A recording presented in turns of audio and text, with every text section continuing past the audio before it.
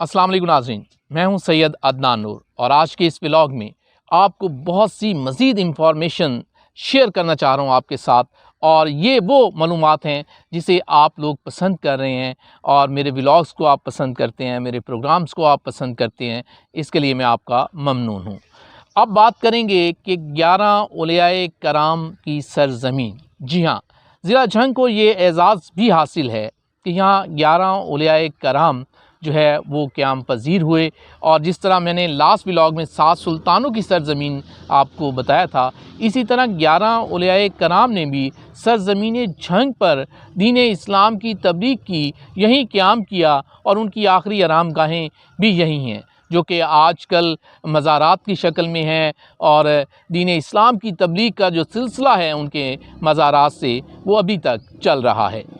तो सबसे पहले ज़िक्र करेंगे हज़रत सुल्तानुल आरफीन हज़रत सुल्तान बाहू का, कि सरज़मीन झंग के तहसील अहमदपुर सियाल में ये आए और यहाँ इन्होंने अपनी दीन इस्लाम की जो तबलीग है उसे शुरू किया। 1039 हिजरी को ये इनकी पैदाइश हुई और 1102 हिजरी तक ये इस दुनिया में रहे और 1102 हिजरी में वफ़ात पा गए। तो हज़रत सुल्तानुल आरफीन का नाम भी सुनहरी हरूफ में लिखा गया हुआ है झंग की हिस्ट्री में। इसी तरह हम जिक्र करें हज़रत सैयद महबूब आलम शाह जीमना करोड़िया बुखारिया। जी हाँ, झंग की तहसील शाह जीमना के बड़े मशहूर जो थे औलियाए कराम में इनका ज़िक्र है। 895 हिजरी को ये यहाँ पैदा हुए और 971 हिजरी तक इन्होंने दीन इस्लाम की जो शम्मा है उसे रोशन किया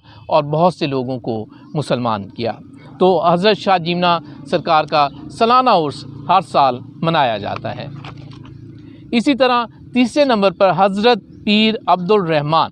जी हाँ, ये भी अहमदपुर सियाल के इलाके से ताल्लुक़ रखते थे और 37 हिजरी से 101 हिजरी तक इन्होंने इस्लाम की शम्मा जो है वो रोशन की। और आज भी इनका मज़ार जो है इनके मुरीदैन से और इनके अकीदतमंद वहाँ हर साल जो इनके मज़ार पर हाज़री देते हैं।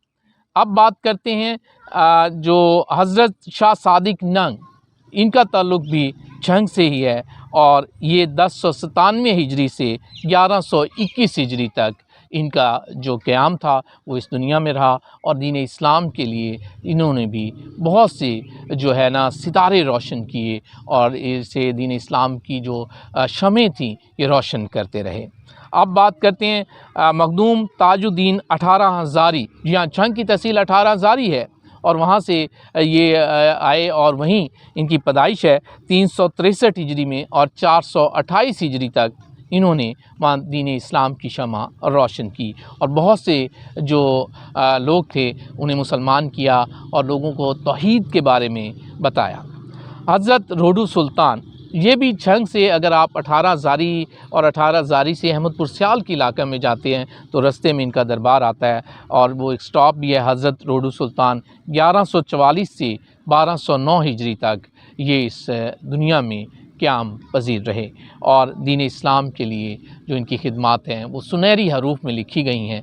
और यहाँ ये मैं बताता चलूँ कि जिनका ज़िक्र मैं कर रहा हूँ, जिन 11 औलियाए कराम का ज़िक्र कर रहा हूँ, ये झंग की हिस्ट्री में इनका ज़िक्र है, इसलिए मैं आपसे शेयर कर रहा हूँ। वैसे तो बहुत से मज़ारात झंग में हैं, लेकिन ये वो जो मज़ारात हैं जिनका ज़िक्र झंग की जो हिस्ट्री है, जो सरकारी बुक है, उसमें किया गया है।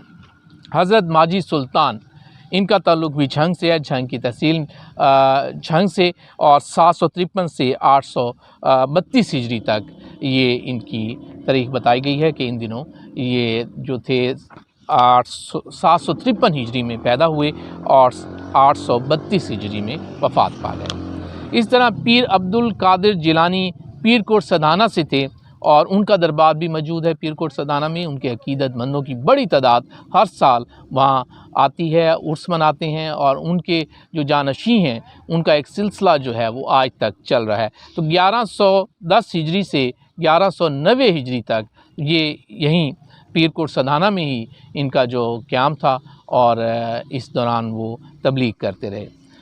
शाह महमूद गाज़ी, یہ بھی غازی پیر کے نام سے مشہور ہوئے۔ یہ جھنگ کے علاقہ جو تھا شورکوٹ، وہاں تشریف لائے 92 ہجری کو، لیکن ان کی تاریخ پیدائش کا نہیں پتہ، لیکن 92 ہجری کو یہ شورکوٹ تشریف لائے غازی پیر، اور 132 ہجری تک وہیں رہے، اور ان کا دربار آج بھی غازی پیر کے نام سے موجود ہے۔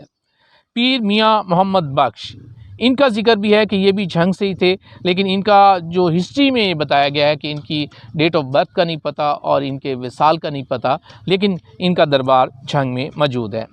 حضرت سید امان اللہ شاہ فیمس تھے سلطان ہاتھی کے نام سے، ان کا دربار جھنگ سٹی کے علاقہ میں موجود ہے، تو وہ بھی 1168 ہجری سے لے کر ان کا جو سلسلہ شروع ہوا اور 1250 ہجری تک وہ جھنگ سٹی کے علاقہ میں رہے، اور وہیں ان کا جو ہے تدفین کی گئی، اور ان کا دربار موجود ہے، ان کے جانشین موجود ہیں۔ وہ جو سلسلہ ہے آج تک چل رہا ہے، اور یہاں بھی سالانہ عرس کی تقریبات بھی کی جاتی ہیں۔